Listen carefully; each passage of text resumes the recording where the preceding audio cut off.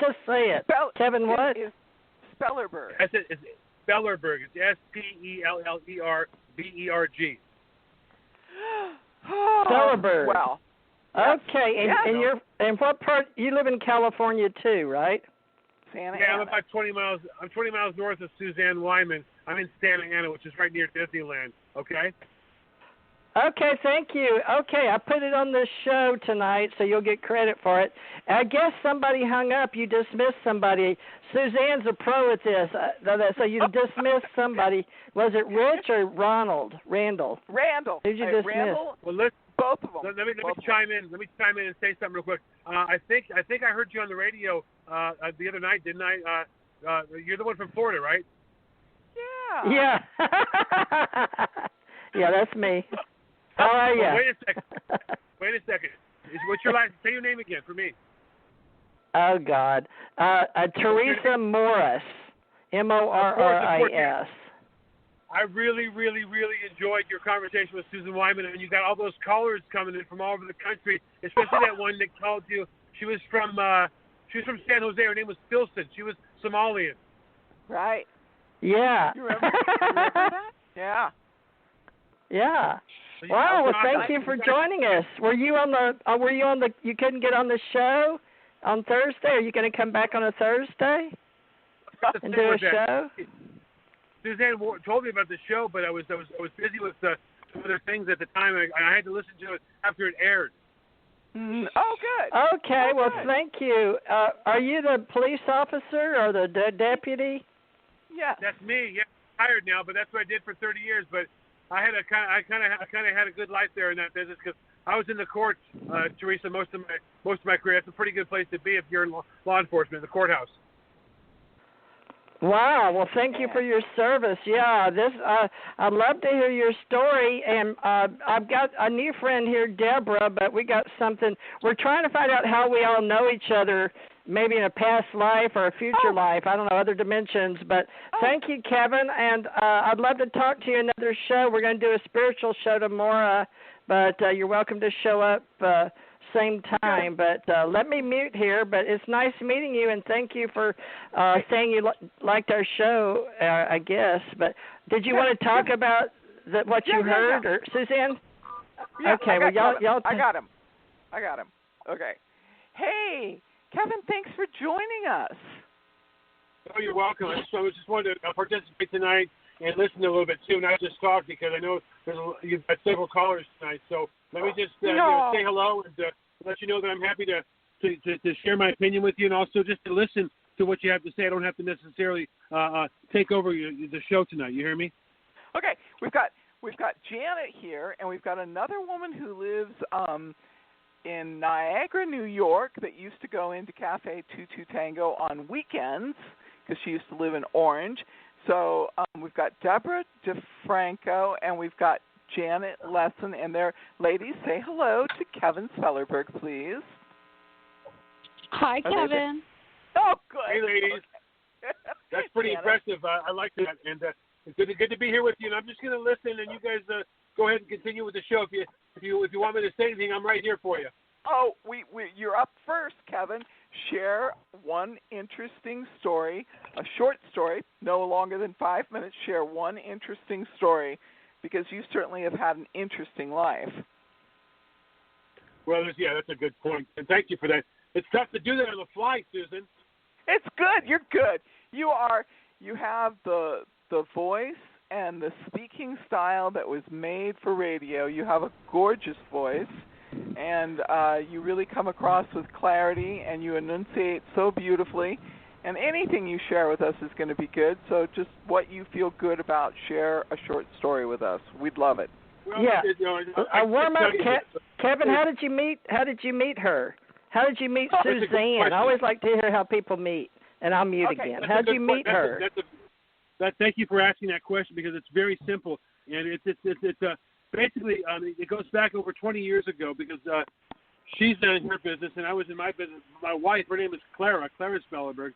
She worked at the restaurant too, where in Orange, California, Tango. It was called Cafe 22 Tango, and this is before we even had kids. My wife Clara was working there, and then she met Susan, and it was a kind of it was kind of an art themed restaurant. It was art themed, and the other lady from Niagara can tell you what we mean by that. But they had oil paintings in there. They had dancers that would show up and dance, unannounced. It would be sort of a surprise to all the patrons there. And then Susan did what she did, and it was just a fun place to go. And right there in Orange, California, which is right there in the area there where all the tourism is with Anaheim and Disneyland and everything like that. So, and they would bus some of these visitors into the mall there where this restaurant was in Orange from those resort areas, and the business was great. And so I was doing my job, working in the courts like I did. I was just a regular guy trying to be a good caregiver to my wife and one son.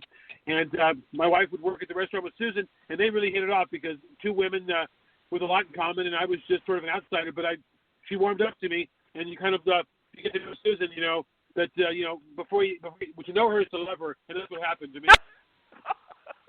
Oh, thank you, Kevin. That's a great intro because we really do come from two very different worlds, and I thought about that after you said that, but I always had focused on the fact that there was a great similarity between our work and that we listened to human tragedy.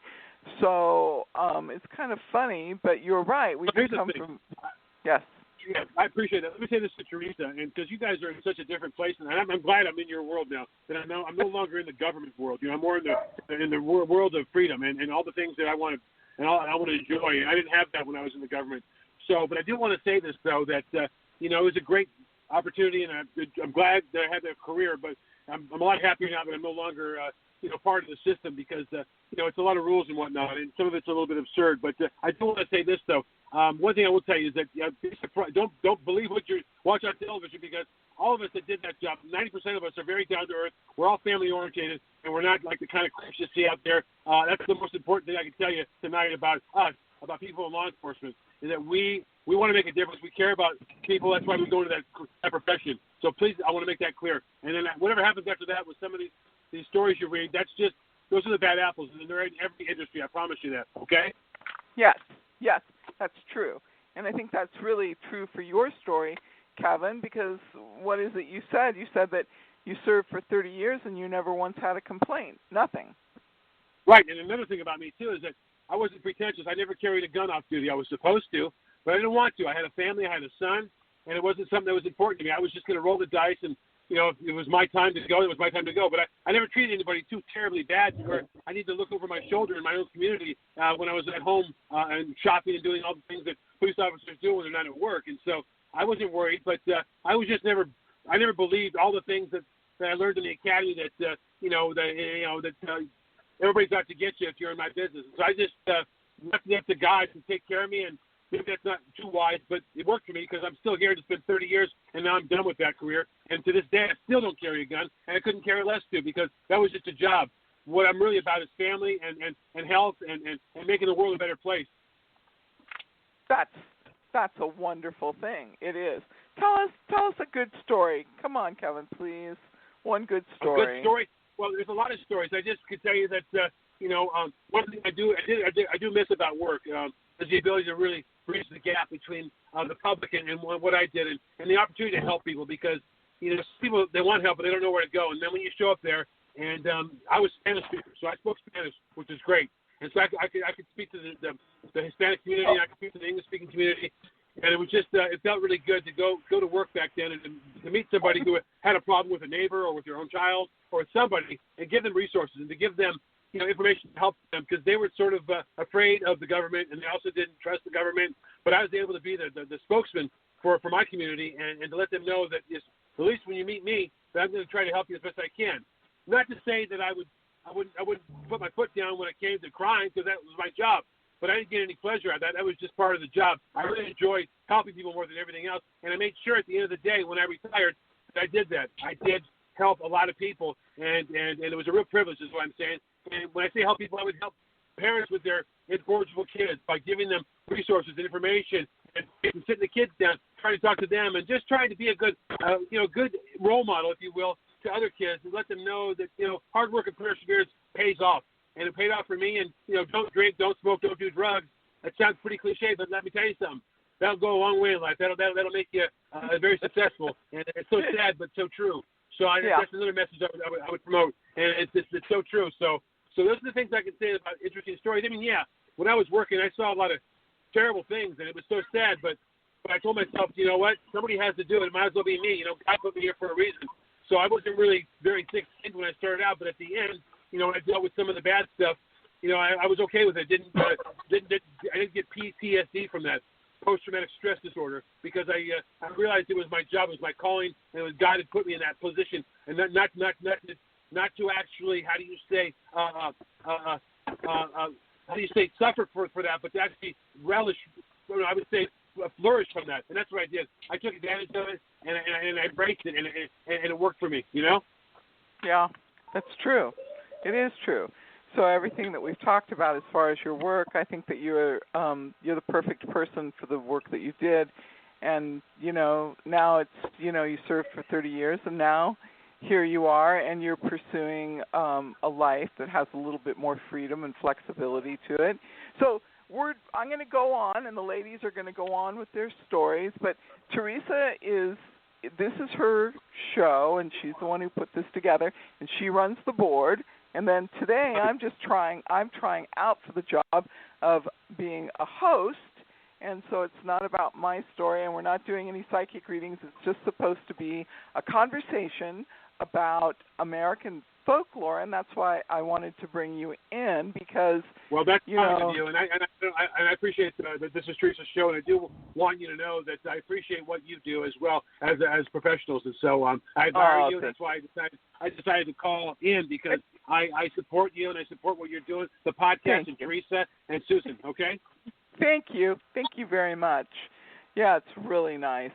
Hey, is it your turn again, Debra? Are you here with me? I'm here with you. Okay. I think you missed Janet, didn't you? I missed Janet? Janet! Oh, my goodness. I'm so sorry. So glad somebody else is keeping track of this better than me. Janet, are you there?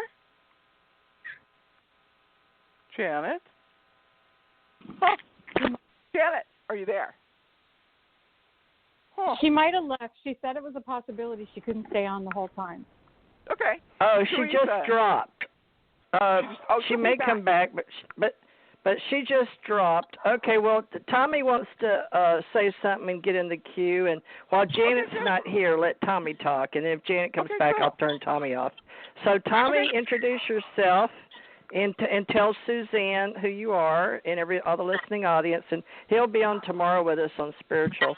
All right, I'm going to mute, but Tommy's on. Okay. Let me mute. Hey, Tommy. Okay, how I'm muting. Back to you. How are you, Tommy? All right, good. I'm good. I'm on the Big Island of Hawaii, and it looks looks like we're going to be. It's a pleasure, but it looks like Hawaii is going to be going back down to a lockdown, not allowing people to come into Hawaii. Oh dear. Because we had a couple of outbreaks, and they're trying to keep it down, or they're stopping it from growing.